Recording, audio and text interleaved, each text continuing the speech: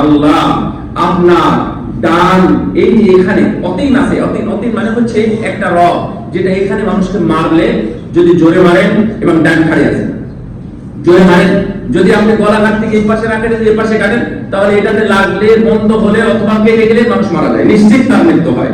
এই পাশে আছে আল্লাহ রাব্বুল আলামিন যে বলছেন যে আমি মানুষের এর চেয়েও বেশি কাছে আমি আছি। সুবহানাল্লাহ। আপনি আল্লাহকে বলে গেলেন কেন? আল্লাহকে ডাকলেন না কেন? আল্লাহর কাছে আগে সাহায্য চান। আমি এই বিষয়ের উপরে কথা বলবো।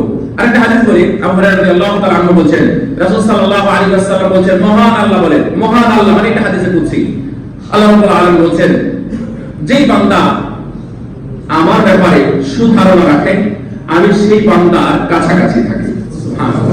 আপনাদের কি ভালো ধারণা, কি ভালো না খারাপ? সত্যি সত্যি তো ইনশাআল্লাহ। যদি সত্যি ধারণা থাকে তাহলে মহান আল্লাহ কোনের কাছে? অবশ্যই কাছে। তাহলে যে কোনো বিপদ আপদে প্রথমে দেখবেন এবং বাঁচাবেন, রক্ষা করবেন কে? আল্লাহ। এটা যদি আপনার থেকে থাকে তাহলে ইনশাআল্লাহ আপনি অর্ধেক সুস্থ হয়ে গেছেন বা অর্ধেক বিপদ মুক্ত হয়ে গেছেন। দুই নাম্বার, আল্লাহ আরো মানে খোলাখুলি বলেছেন যে আনা মাআহু ইযা যাকারনি, যদি বান্দা আমাকে স্মরণ করে তাহলে মনে রেখো আমি তার সাথেই আছি। সুবহানাল্লাহ। আপনি আল্লাহকে স্মরণ করবেন বেশি বেশি। আল্লাহু আকবার বলেন। দুই নাম্বার, আল্লাহ আরো বলে বলছেন ফাইন যাকারানি ফি নাফসি, যদি মনে মনে স্মরণ করে তাহলে মহান আল্লাহ আমি তাকে মনে মনে স্মরণ করি। সুবহানাল্লাহ। ওয়া ইন যাকারানি ফি মালাইন, যদি সে কোনো বৈঠকে আল্লাহকে স্মরণ করে, যদি কোনো জায়গা থেকে আল্লাহকে স্মরণ করে, এই ধরনের মজলিসে আল্লাহকে স্মরণ করে, তাহলে আমি আল্লাহ এর চাইতে আরো উত্তম এবং মহা মজলিসে আমি তার কথা স্মরণ করি। সুবহানাল্লাহ।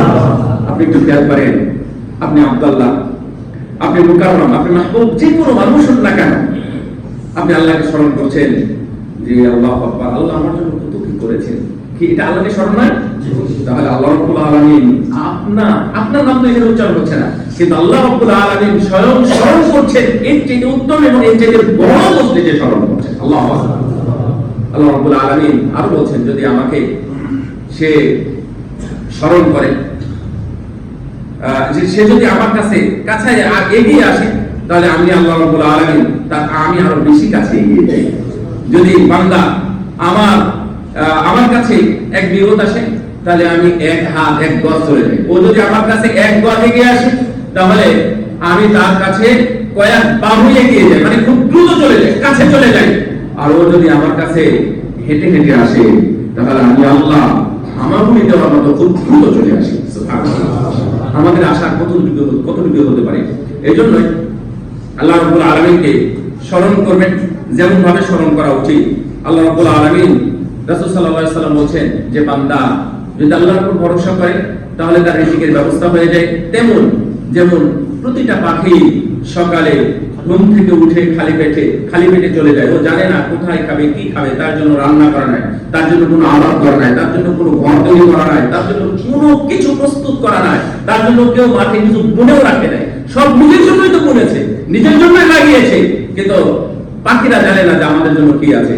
আল্লাহ রাব্বুল আলামিন এই কোটি কোটি বিলিয়ন বিলিয়ন পাখির খাবার ব্যবস্থা করে দিয়েছেন। সুবহানাল্লাহ। ওদের ব্যবস্থা যদি হয়, দুনিয়াতে মানুষের তুলনায় পাখির সংখ্যা 3 গুণ। মানুষ যদি কত 700 কোটি না 800 কোটি প্রায়, যদি 800 কোটি হয় তাহলে আপনি ধরে নেন যে 2000 বা 2400 কোটির বেশি পাখি আছে। তো আমি যদি 100 কোটি বাড়িতে লালিত পালিত কথা ধরি তাহলে বাকি পাখিগুলো খাবারের ব্যবস্থা করে কে? সুবহানাল্লাহ। তাহলে এটা হচ্ছে আল্লাহর উপর ধারণা, আল্লাহর উপর ভরসা। তো আমরা 5টা জায়গার কথা আপনাদেরকে বলবো, এই 5টা জায়গায় একটু স্মরণ রাখবেন আল্লাহকে বেশি বেশি, যেন মৃত্যুর পরেও আমাদের আর কোনো সমস্যা না হয়। বিপদে পড়লে আল্লাহ রাব্বুল আলামিন যেন আমাদেরকে সহজ করে দেন, দারিদ্রতার জন্য আল্লাহ আমাদেরকে হেফাজত করেন। 1 নাম্বার, মৃত্যুর সময় আল্লাহর ব্যাপারে ভালো ধারণা রাখবেন, কারণ এটা হচ্ছে সর্বোচ্চ জায়গা।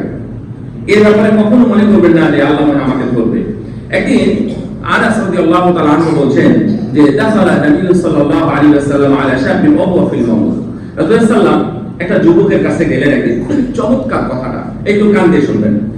যুবকের কাছে গেলে যখন সে মারা যাচ্ছে, আমরা এটাকে বলি বাংলা ভাষায় মুমূর্ষু অবস্থায়, তাই না? মুমূর্ষু অবস্থায় ওয়া হুয়া ফিল মাউত, সে মারা যাচ্ছে।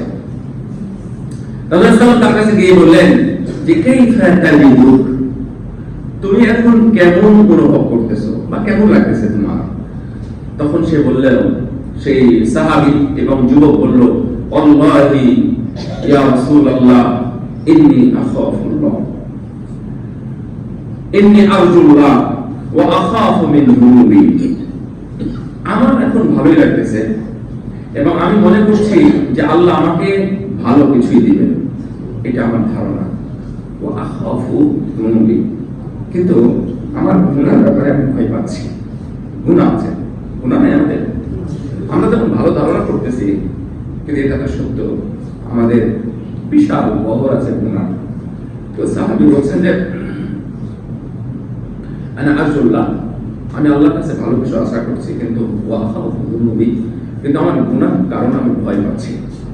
রাসূল সাল্লাল্লাহু আলাইহি ওয়াসাল্লাম তাকে সুসংবাদ দিলেন, বলা যায় অনেকটা, যে আল্লাহি লা ইয়াজতামিআনি ফি কলবি আহাদিন ফি মিথলা হাযাল মাওয়াতিন, যদি কোনো বান্দার মধ্যে এই দুইটা জিনিস একত্রিত হয়, কোনটা কোনটা? আল্লাহর কাছে ভালো কিছু পাওয়ার আশা, আবার গুনার ভয়। এই দুইটা জিনিস যখন একত্রিত হয়,